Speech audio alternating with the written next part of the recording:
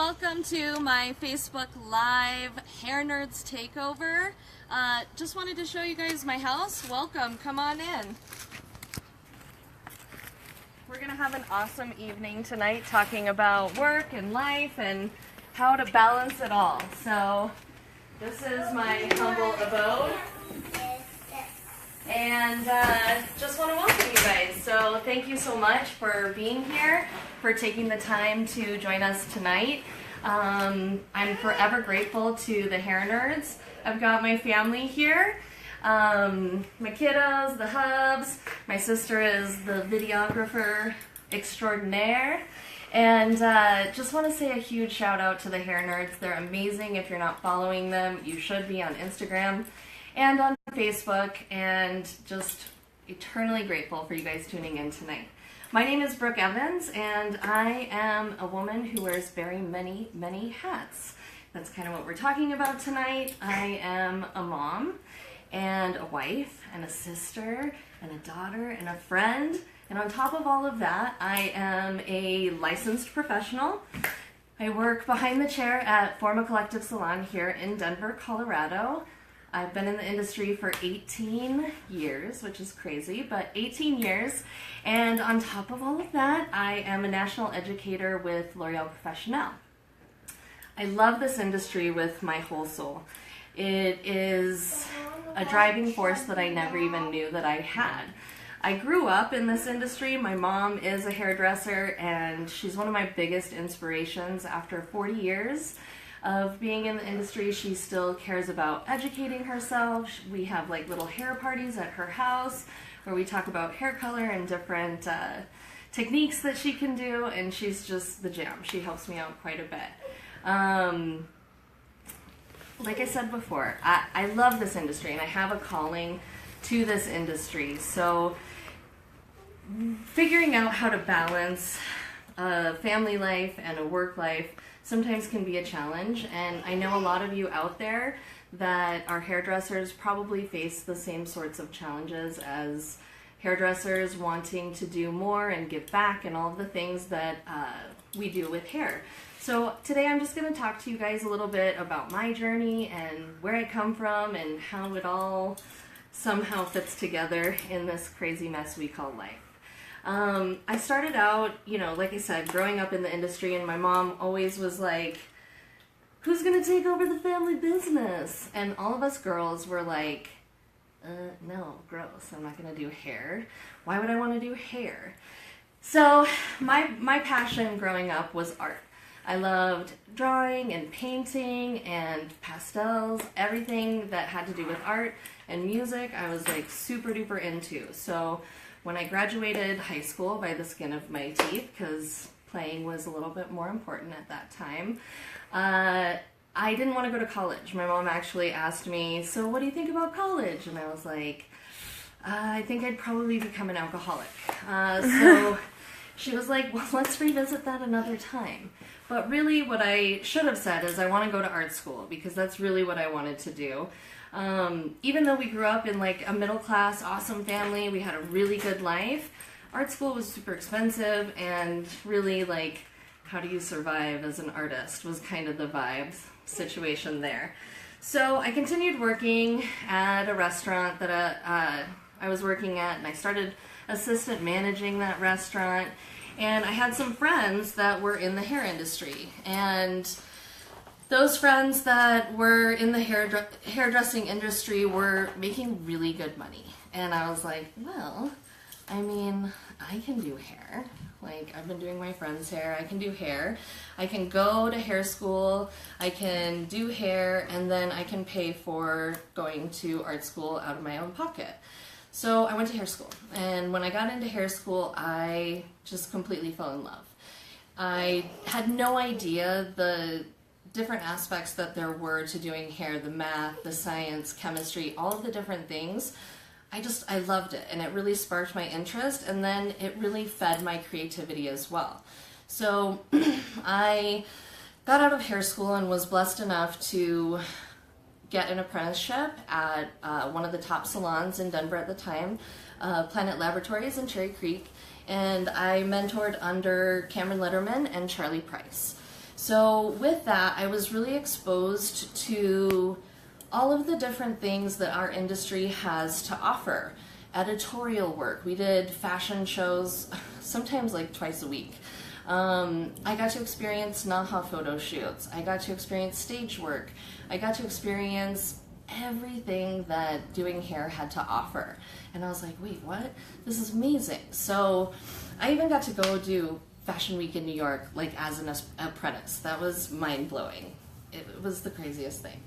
But the biggest thing that I took away from that experience was education. And education is what keeps me going. It's my driving force. And at the time, I didn't even know. It was all that I knew. We had class every Wednesday night after work. We did collections, and so we would learn about the collections. We'd have cutting classes, color classes, styling classes, makeup classes. Education was such a huge part of what we did. So I got the opportunity to start zone coaching and facilitating with Charlie Price for Aveda, and we were teaching editorial styling, and that was so fun. I mean, I was 20 stupid at the time, so I was like, oh my god, it's so fun, or whatever, you know?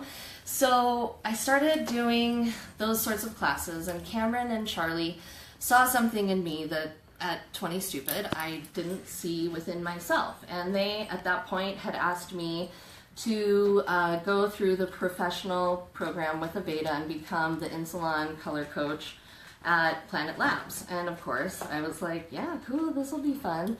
I got to teach color classes with my partner in crime at the time, Daniel Deebs420, if you want to look him up. He's amazing. He's a precision cutter, and we just had a blast. We had fun. It was fun to share everything that I was learning about color and everything from my art background that I already knew about color. So from there, I was teaching pretty often, traveling and teaching. Had opportunities just kept coming up, and I really fell in love with education, because to me education is this symbiont relationship between the student or the learner and the facilitator. And whether I'm the learner or the facilitator, I'm constantly, it's just this circle of learn. So I travel around the country now and I learn from every single person that I encounter, and it's super dreamy.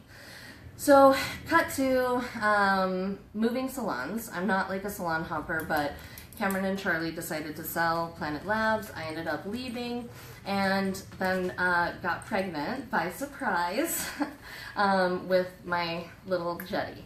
At that point in time, I had met my match. I had met my soulmate. I didn't really think that was a thing until I met Jeremy. And when I met Jeremy, I was like jealous, and I was like, who are you talking to? And like all the things that I never had experienced before in any relationship. I was really happy being independent. And I think my husband was really happy being independent as well. So when we got pregnant, it was like this huge shock, but we were like, I don't know, let's like try and figure it out. So I took a little bit of a break from education. I still was working full-time behind the chair, and then we had our son. I really immersed myself in what it was to be a mom, because it wasn't ever like my plan to like be a mom. I wasn't opposed to it, but it was amazing. It was such a turning point in my life, and I grew up so much in that time. Just caring about someone other than yourself is kind of like crazy. So it taught me a lot about being a human being. It taught me a lot about connection, and it in turn taught me a lot about who I wanted to be as a hairdresser and who I wanted to be as an educator. So after we had Jet, I moved to my very good friend Matthew Morris salon, and we started building a brand. We started building a Matthew Morris education brand. We started delving into who we were and what we wanted to be. And so I was able to have the opportunity to help Matthew build the education behind everything that he stands for. And that like re-sparked everything that I was into, and it re-sparked that calling that I didn't know that I had. So we ended up switching from Aveda to L'Oreal, and they kind of were keeping Aveda on for me because I was like totally drinking the comforting tea, and I was like, I love Aveda. And then Matthew took me to a class, and we delved into L'Oreal Professional, and I got back from that class and I was like, all right, I'm ready. Like, let's switch over. Let's make that scary change, because change is like the scariest thing of life. And I was like, let's switch over completely. Let's get rid of Aveda. And Matthew was like, thank God, I've just been waiting. So I said, but I really want to get back into education. So I would love to have the opportunity to start educating with a brand again. So he was like, yeah, done. He's like a global ambassador for Kerastase. So he was like, yeah, we can get the ball rolling. So it was total kismet. It was what I believe is like meant to be. Similar to like me meeting my husband and us getting surprise pregnant and all the things. But my very dear friend, Heidi Lipsy, had just moved back to Denver to start building an education team in Denver, Colorado, and I was the first person that she put on her team. We went through the interview process, we went through all of the steps that it takes to become an educator with L'Oreal Professional, and I was fortunate enough to be the first person that was put on their team, and it was right when Inoa was launching, which we won't even get into, but it was a really exciting time to join this brand because they were doing things that were revolutionary, and I was into that.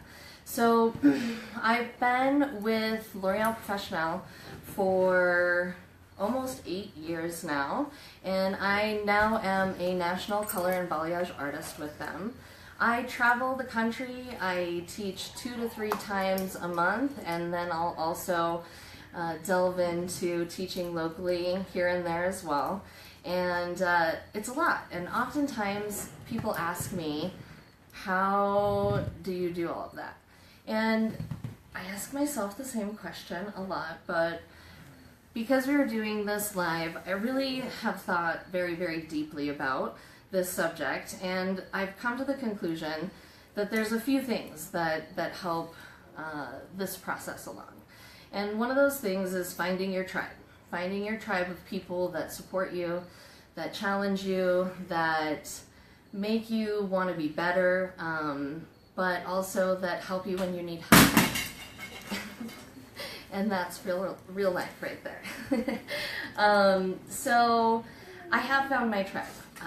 My husband is my #1 supporter.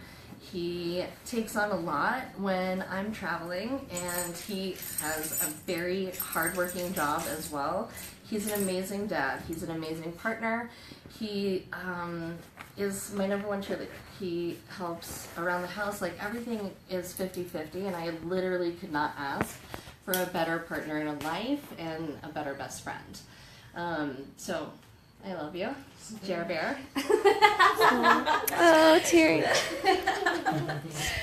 Everybody dry your eyes. So he's my #1. And then coming in at a very close second is my mom and my mother-in-law. They help out so much and are so supportive. And it's so nice having a mom that's in the industry because she understands this other side of it, and she has the same days off as me. So she helps out quite a bit. Usually I usually travel and teach, 2 or 3 days anywhere in the country, and as long as I can get flights back, then I'm usually home by Monday night, late night. And then I have Tuesday to kind of relax and take care of the family and take care of things that I need to do around the house and school, and we're in like crazy school mode right now. So, life gets crazy. But at the end of the day, I have all these people that really love and support me. So Hubs, my mom-in-law, my family, like my sisters help out so much. I am eternally grateful. My aunt, like I have so many people. My son's best friend's parents, Missy and Drill, love you, hi. We really do have an amazing tribe of human beings that we've built and that we've attracted. I always like loved the quote. I'm a total like quote nerd, but I love the quote, your vibe attracts your tribe. So you basically it's you get what you put out, you know? So I'm not over here just like take kind of situation. I really try and give back to everyone that I can and really show like massive appreciation for everyone that we have in our lives that helps us. So that's part of like how I balance everything, on top of just really centering myself and like figuring out how I can be a good person, I can contribute to my industry, I can contribute to my family, and still like not be a crazy person at the end of the day. So part of that for me has been and still is an everlasting journey, is organization. So if you talk to somebody who knows me from 10 years ago or more, my friend and I would be like, organization, what? Through this journey, I've really had to figure out how to departmentalize, prioritize. I make a lot of lists, I write a lot of notes, I have notebooks literally just coming out of everywhere, and I have to really like have everything dialed, because with a travel schedule and booking flights and booking hotels and all of the things that come into traveling and teaching, and then balancing school work for the boys and being present in my home life as well, you have to be organized and you have to prioritize. So I make sure that in those moments, which there are a lot of these moments, that I lose control or I get stressed or I procrastinate to the point of stressing myself out more, that I remind myself that this is a choice. And everything that I have in my life, I love literally with every ounce of my being. And I have so many people around me, not just in my personal life, but in my professional life as mentors and coaches that remind me to always be present, to always take care of the people who take care of you, and that this is a choice. So I choose to be an educator, and I'm fortunate to have people around me who support that. I choose to be a good mom and a good wife, hopefully. Hopefully that's the case. And I choose to be a good friend, and I choose to be a good mentor and try and give back as much as I can to other people that are in my life that not have just given to me, but another quote, the secret of life is to find your gift, and the meaning of life is to give it away.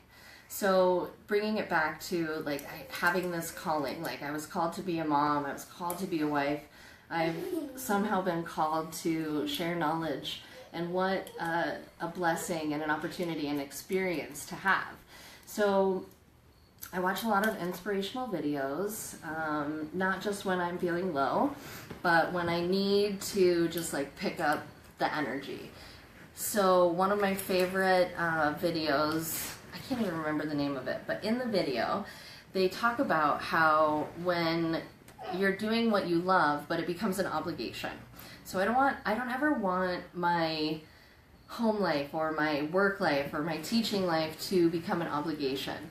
And so in those moments of stress and in those moments of like chaos and like procrastination, I always think about it as an opportunity, because in this video they're like, don't think about the obligation, think about the opportunity, think about what you're thinking about in those moments that you're like, I can't, I'm done. So always remember that life is one big opportunity and it's one big choice. So what are you going to choose? You know, you're going to choose to like live in fear, listen to your little voice that's like, no, you can't do that. You're a mom, or you're a dad, or you're this, or you're too old, or you're too young, or you don't have enough experience. Like, you really have to tune in to what your dream is. And I think there's a cat in my yard, so that might happen. But I'm a firm believer in dreaming big. And one of my very best friends in the whole wide world, Chelsea James, always challenges me with goals. Goals is something that I struggle with, but I do find value in. And so if you're setting goals for yourself in life, if you have these big dreams, then what are you doing to accomplish those dreams? Are you doing personal development? Are you going to go expand your horizons on how to grow and how to be bigger than yourself? If your dreams are to become an educator, what steps are you taking to becoming an educator? Chatty Cathy over there. He's sick, by the way. My little baby monkey is super sick right now. So, yeah, you know, life happens.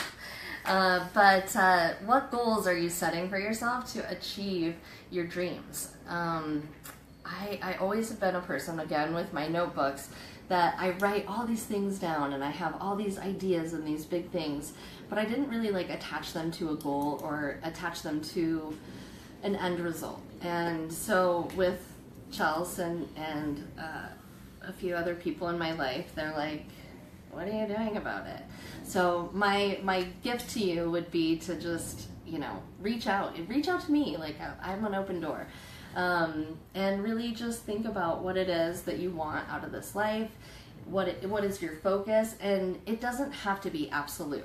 I think that's been my biggest thing with goals. Chelsea and I were just talking about this the other day, is that I don't want to like attach myself to an absolute end result. So it's more about like, who do you want to show up as in the world, and who's going to challenge you, and who do you have in your tribe that's going to actually you know, challenge you to do those things and produce those things in your life.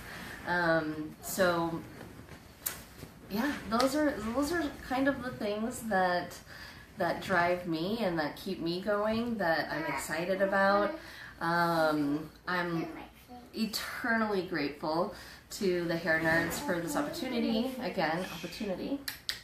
to share with you guys and hopefully, you know, give you a little bit of insight. Some of the key things that I've taken away in my journey of life is, again, to dream big, to attach those dreams to some goals and some realities for yourself, to embrace change. My very good friend Carla Navoa always says, just say yes. Say yes to everything, even if you're terrified. I'm like sweating profusely right now because it's super nerve-wracking to be live.